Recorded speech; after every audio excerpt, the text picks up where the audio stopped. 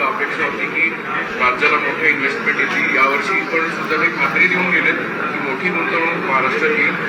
वाटतंय खरंच या सगळ्या गोष्टी होती, कारण की जायच्या आधी त्यांनी देखील असा दावा केला होता की महाराष्ट्रात 1 नंबरवर आपण आहोत, तिथे परकीय परदेशी गुंतवणूक पहिल्या. मला असं वाटतं मुख्यमंत्री यायची वाट बघूया. नक्की किती इन्व्हेस्टमेंट्स येतात, काय येतात हे आपल्याला ते आल्यावरच कळेल. एक तर दुसरं, महाराष्ट्राची आर्थिक परिस्थिती, देशाची आर्थिक परिस्थिती आणि जगाची आर्थिक परिस्थिती. आज तुम्ही प्रेसिडेंट ट्रम्पचे स्टेटमेंट्स ऐकले असतील काल रात्रीचे आणि काल त्यांनी घेतलेल्या निर्णयांचे.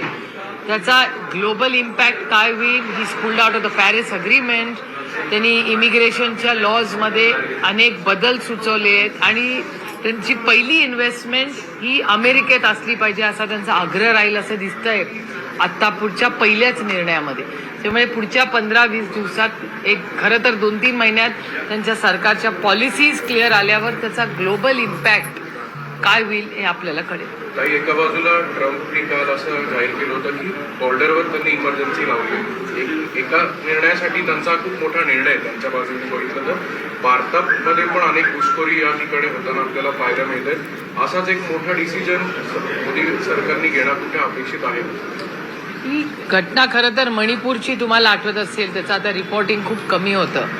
पण बॉर्डर इश्यूज हे नेहमीच चॅलेंजिंग असतात आणि आपल्या सगळ्या बॉर्डर्समधली सगळी देश आज इकॉनॉमिक क्रायसिसमध्ये आहेत. तुम्ही सगळे आपले बघा, म्हणजे right from Pakistan to Bangladesh to Sri Lanka, ह्या सगळ्यांमध्ये आपल्याला दिसतंय काय परिस्थिती आहे, इकॉनॉमिक क्रायसिस.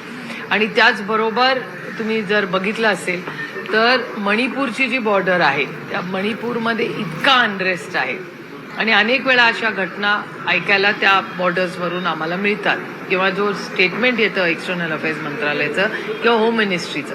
त्यामुळे खूप गंभीर विषय आहेत आणि immigration, migration these are inevitable issues जगामध्ये.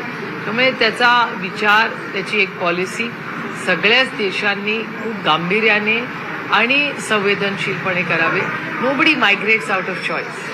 कोणालाही घर सोडून एवढं 7 समुद्र पार कुठेच जायचं नसतं, पण इकॉनॉमिक कारणांमुळे अनेक वेळे लोकांना कुटुंबासाठी किंवा स्वतःच्या आर्थिक परिस्थितीसाठी निर्णय घ्यावे लागतात. त्यामुळे ह्या गोष्टी होत असतात, पण त्याचा संवेदनशीलपणे सगळ्यांनीच योग्य तो निर्णय घ्यावा. काल उपमुख्यमंत्री एकनाथ शिंदे असं म्हणाले की महायुती सरकारने ज्या योजना आणल्यात त्यावर एकही डाग नाहीये. दुसऱ्या बाजूला सर महाविकास आघाडीचा जर बघितलं तर प्रत्येक याच्यात त्यांनी घोटाळा केला. दोन्ही सरकारमध्ये ते होतेच ना. दोन्ही सरकार म्हणजे गंमत मला एक वाटते. कालच्याच इंडियन एक्सप्रेसमधली एक बातमी आहे. काल इंडियन एक्सप्रेसमध्ये स्पोर्ट्सच्या बद्दल एक म्हणे काहीतरी मला वाटतं 650 का 700 कोटी रुपयाचं टेंडर आहे. यांचंच सरकारने केलेलं स्पोर्ट्स डिपार्टमेंटचं 650 का 700 कोटीचं टेंडर ह्याच सरकारने, म्हणजे दोन्ही सरकार एकच आहेत ना, त्यांनी ते टेंडर विड्रॉ केलंय आणि कॅन्सल केलंय कारण का त्यांचं म्हणणं आहे योग्य केलं नाही. मी तर मुख्यमंत्र्यांना पत्र लिहिणार आहे, मी त्यांची यायचीच वाट बघते की तुमच्याच 2 सरकारमध्ये ही डिस्पॅरिटी दिसते. तुम्ही आधीच्या सरकारमध्ये होता, ह्याही सरकारमध्ये तुम्ही मुख्यमंत्री आहात आणि तुमचाच सरकारमधले मंत्री म्हणतायत की स्पोर्ट्स मंत्रालयामध्ये 600-700 कोटी रुपयाचे चुकीच्या पद्धतीने खर्च झाले आहेत किंवा टेंडरिंग झालेलं आहे. हा गंभीर विषय नाही आहे. आणि असे अनेक टेंडर्स आहेत जे कॅन्सल झाले आहेत या सरकारमध्ये येऊन. असे अनेक टेंडर्स आहेत जे कॅन्सल झाले आहेत या सरकारमध्ये येऊन.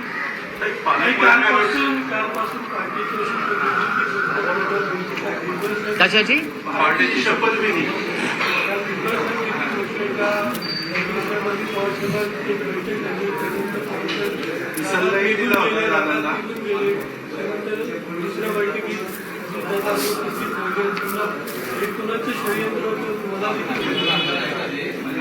तुम्हाला खरं सांगू, मी मला इतिहासात खूप इंटरेस्ट आहे, पण ज्याच्यात ते एक वाचायची, अभ्यास करायची एक वेळ असते.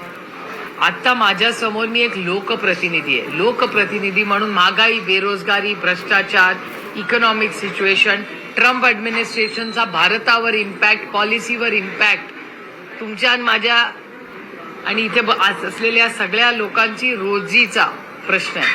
त्या दिवशी काय झालं त्याच्यातून तुमच्या आयुष्यात फरक पडणार आहे का ट्रम्प ॲडमिनिस्ट्रेशन आणि आजच्या बजेटनी फरक पडणार आहे? हे कुठल्या गोष्टीला कधी महत्त्व द्यायचं किंवा हा त्यांचा एक दुसरा चेंजिंग ऑफ नॅरेटिव्हही असू शकतो की मूळ मुद्दे महागाई, बेरोजगारी, भ्रष्टाचार, झालेले आरोप याला बगल देण्यासाठी हे होतंय का, अशी लोक पत्रकारांनी मगाशी मला विचारलेला प्रश्न आहे. त्याच्यामुळे मला असं वाटतं जे काय अनेक वर्षापूर्वी झालं, कुणाला त्याच्यात अभ्यास करायचा असेल तर जरूर युनिव्हर्सिटीमध्ये जाऊन PhD वगैरे करता येते आणि खूप लोक रिसर्चर्स आहेत त्या देशामध्ये जे उत्तम रिसर्च करतात, ते करू शकतात. मी एक लोकप्रतिनिधी आहे आणि आज देशासमोर, राज्यासमोर आजचं फिस्कल डेफिसिट राज्याचं आणि देशाचं वाढत चाललेलं आहे. तर मूळ मुद्दे, मी इतिहासकारक नाही आहे, ते डिपार्टमेंट वेगळं आहे, मी पॉलिसी मेकर आहे आणि आज राज्यात काय चाललंय याची पॉलिसी मी करते. लोकांनी मला इतिहासकारक म्हणून मतदान नाही केले, लोकांनी मी पॉलिसी चांगली करावी याच्यासाठी मतदान केलं. काही एका बाजूला फायनान्शियल एक्सपर्ट जे आहेत त्यांनी अनेक वेळा लाडकी बहीण योजनेवर बोलून दाखवलेलं आहे की सरकारच्या तिजोरीवर किती साधारण याचं सगळं प्रेशर येते. पण दुसऱ्या बाजूला आता काही लोकांचं, युतीतल्या लोकांचं म्हणणं आहे की ही जी अमाऊंट आहे ती आपण 2,500 करू. 2,500 केल्यानंतर या सरकारवरच्या तिजोरीचा भार जो आहे तो सरकार पेलवेल का असं वाटतं? नाही, हे सरकारने त्याचं उत्तर दिलं पाहिजे ना. मी कसं याचं उत्तर देणार? 2,500 काय, मी तर म्हणते 3,000 करा. आमची तर कमिटमेंट 3,000चीच होती. ते 3,000 केले तर मी स्वागतच करीन त्याचं. चांगली गोष्ट आहे जर 2,500-3,000 करत असतील तर, कारण का महागाई पण तेवढीच वाढली आहे ना. काय करतील आमच्या बिचाऱ्या बहिणी? त्यामुळे 2,500-3,000 करावी असा माझा आग्रह राहील. आता इकॉनॉमिक वगैरे याचा अभ्यास तो जे आता सत्तेमध्ये त्यांनी केला पाहिजे आणि त्यांनी याचं उत्तर दिलं पाहिजे ना. मी कसं याचं उत्तर देणार? पहाटेच्या शपथविधीच्या संदर्भात धनंजय मुंडेंनी जे वक्तव्य केलं त्याच्यानंतर आता छगन भुजबळ असं म्हटलं की पहाटेच्या शपथविधीनंतर मी दादांना सांगितलं होतं की पवारांकडे तुम्ही या आणि तुम्हाला उपमुख्यमंत्री करतो, अशा पद्धतीने मी शरद पवारांवर सुचवलं होतं, असं छगन भुजबळ. मी त्या प्रोसेसमध्येच नव्हते, त्याच्यामुळे मला नाही माहिती. मी तेव्हा एवढी इमोशनली डेव्हिस्टेटेड होते, मला विश्वासच बसत नव्हता अशी घटना होऊ शकते का म्हणून. त्याच्यामुळे मला हे कोण काय बोललं याची फार कमी माहिती. काही त्याच्यात असं भुजबळ साहेब असं म्हणतायत की मल्लिकार्जुन खरगे आणि पवार साहेबांमध्ये वाद झाला होता आणि पवार साहेब एका बैठकीतून निघून गेले होते.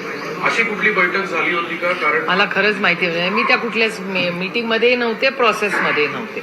त्याच्यानंतरचं सगळं फ्रॉम 2019 टू 2024 प्रत्येक मीटिंगमध्ये मी होते. त्याच्यामुळे ह्याचं तुम्ही मला विचारलं तर ह्याची उत्तरं मला माहिती आहे. पण 19चं जे पहाटेची शपथविधी झाली वगैरे त्याचं मला खरंच काही माहिती नाही. मला सदानंद सोळेंनी सकाळी उठून सांगितलं टीव्ही बघा, तेवढंच मला माहिती. ते षडयंत्र होतं असं धनंजय मुंडे म्हणताय.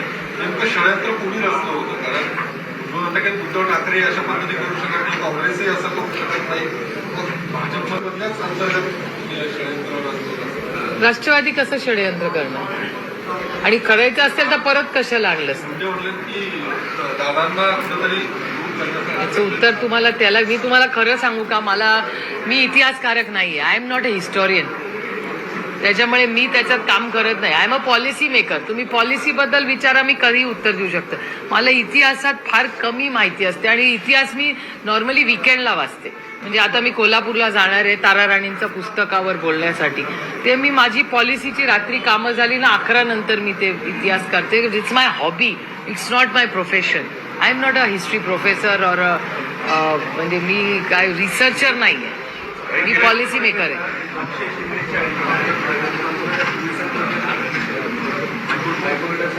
परभणीची घटना आणि अक्षय शिंदेची घटना, दोन्ही घटना ह्या दोन्ही पोलिसावरच प्रश्नचिन्ह करणार आहे. त्याच्यामुळे हे चिंताजनक आहे. योग्य अयोग्य ह्याच्यातच मी पडत नाही.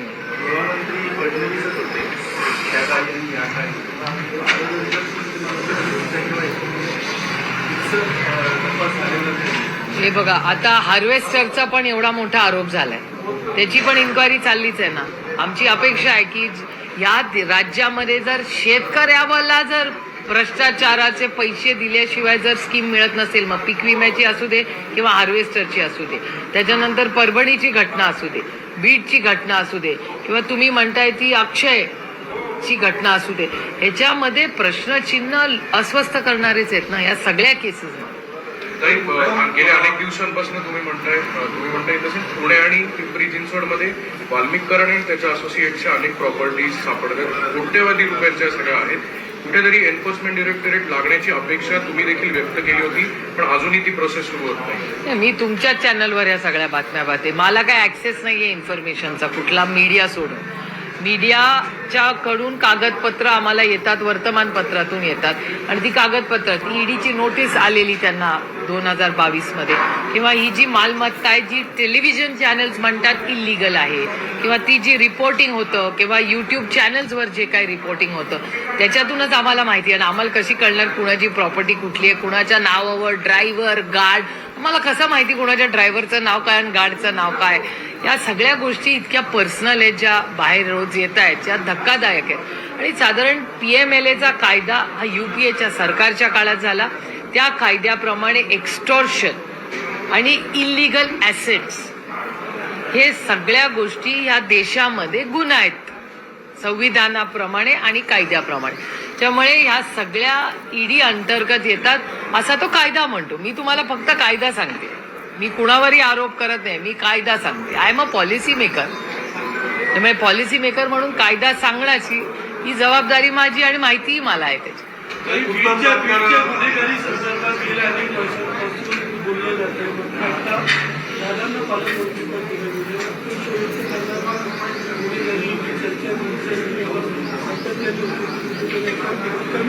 माझी व्यक्ती नाही, माझी सरकारकडून अपेक्षा आहे. एका व्यक्तीकडून नाही, माझी या संपूर्ण सरकारकडून अपेक्षा आहे की त्यांनी हे सगळं बंद केलं पाहिजे. मग का कुठला का माफिया असेल ना, इट हॅज टू स्टॉप. कारण का इन्व्हेस्टमेंट येणार नाही या राज्यात, कारण का इन्व्हेस्टमेंट क्लायमेट कोणीही त्याचा सिरियसली घेत नाही. हे अशा सगळ्या घटना जर होत असतील, कोण इन्व्हेस्ट करायला येईल आपल्या राज्यात? हा खूप गांभीर्याने विषय घेतला पाहिजे. म्हणून मी पहिल्या दिवसापासून सांगते, ऑल पार्टी मीटिंग बोलवा. याच्यातून ऑल पार्टी मीटिंग मध्ये चर्चा करून महाराष्ट्र कसा देशामध्ये बेस्ट इन्व्हेस्टमेंटचा डेस्टिनेशन आहे हे आपण सगळ्यांनी मिळून राज्यासाठी केलं पाहिजे. हा माझी पहिल्या दिवसापासून आग्रह आहे. काही उत्तम जानकर राजीनामा देण्याच्या तयारीत आहे, मात्र राजीनामा देण्याच्या तयारी असताना सरकारला चॅलेंज केलं की सरकार पायउतार होईल ज्यावेळी मी राजीनामा देईल, अजित पवार सुद्धा सत्तेतनं पायउतार होतील असं चॅलेंज. मी सातत्याने उत्तम जानकर साहेबांना विनंती करत आले की तुम्ही राजीनामा देऊ नका, लढा आपण लढलाच पाहिजे. माझाही आग्रह आहे, कुठल्याही म्हणजे सत्यासाठी लढलंच पाहिजे. आणि ते ज्या ताकदीने उत्तम जानकरजी लढतायत याचा आम्हाला सार्थ अभिमान, कारण का ते संविधानासाठी लढतायत आणि त्याच्यामुळे त्यांनी लढलंच पाहिजे. पण माझी त्यांना विनम्र विनंती राहील की त्यांनी राजीनामा देऊ नये, कारण का राजीनामा दिल्याने ज्या लोकांनी त्यांना मतदान, त्या सिस्टमच्या विरोधात त्यांनी लढत राहावं, पण त्यांनी आमदार राहिलं पाहिजे अशी माझी त्यांना विनंती आहे. सरकारमध्ये पालकमंत्री पदाचा पिढा होता दिसत नाही. पालकमंत्रीच्या यादी जाहीर करून सुद्धा 2 ठिकाणी स्थगिती द्यावी लागली. रायगडमध्ये तर शिवसैनिक रस्त्यावरती उतरले, इकडे नाशिकमध्ये सुद्धा भाजप आग्रही आहे. काय कसं पाहतो? मी तुम्हाला सांगू, 2 महिने झाले सरकार येऊन, मला उभं आलाय या सगळ्या गोष्टी. खरंच मला उभं आलाय. माझं म्हणणे पॉलिसीवर बोलूया ना. 2 महिन्यामध्ये या सरकारने आल्यापासून काय पॉलिसी निर्णय घेतले? हार्वेस्टरच्या इन्क्वायरीचं पुढे काय झालं? शेतकऱ्यांना पीक विमाचा निर्णय काय झाला? लाडक्या बहिणींना 2,500 का 3,000 रुपये कधी देणार? किती देणार? महागाईसाठी काय करणार? येणाऱ्या बजेटमध्ये काय करणार तुम्ही? PWDला मागच्याच आठवड्यात मी रिव्ह्यू माझ्या मतदारसंघाचा केला. का नाही गतिमान सरकार? आमचे रस्ते का गतिमान होत नाहीत? का कॉन्ट्रॅक्टरला वेळेवर पैसे दिले जात नाहीत? का आमची सगळी कामं डिलेड आहेत? का कॉस्ट एस्किलेशन होत आहे? गडकरी साहेब रस्ता कमी खर्चात करतात, मग महाराष्ट्र सरकारचे रस्ते का नाही कमी खर्चात होत? मग कालच्या वर्तमानपत्रात आलं होतं की स्पोर्ट्स मिनिस्ट्रीने 600-700 कोटी रुपयाचं विड्रॉ केलं. याच सरकारने केलेलं की चांगला नाहीये तो निर्णय. असं काय झालं? या सगळ्या गोष्टीचं उत्तर सरकारने द्यायला पाहिजे. नाही, डिफ्लेक्ट करण्यासाठी हे बाकीचं करत राहतात असं मला वाटायला लागलं. आणि माझं म्हणणं की तुम्ही सेवेसाठी आलाय का एंटायटल्ड आहे सरकार? मला हळूहळू वाटायला लागले सरकार एंटायटलमेंट मध्ये. की मला तिकीट मिळालंच पाहिजे, मी कॅबिनेट मंत्री झालंच पाहिजे, मला हाच पालकमंत्री पण. हे मी पहिल्यांदा बघते या राज्यात आणि देशात. मी कुठल्याही राज्यात असं ऐकलेलं नाही, देशात ऐकलेलं नाही. बस दिस इज अ सेवा आहे. आपण निवडून लोकांची सेवा आणि तुमच्या आयुष्यात चांगला बदल करण्यासाठी आम्ही पॉलिसी मेकर्स आहोत. इट्स क्वाईट डिसअपॉइंटिंग मला विचाराल तर. म्हणजे मी तर ठरवलं मी या विषयांवर बोलणारच नाही. तुम्ही कितीही प्रश्न विचारा. I don't want to comment. It's too disappointing.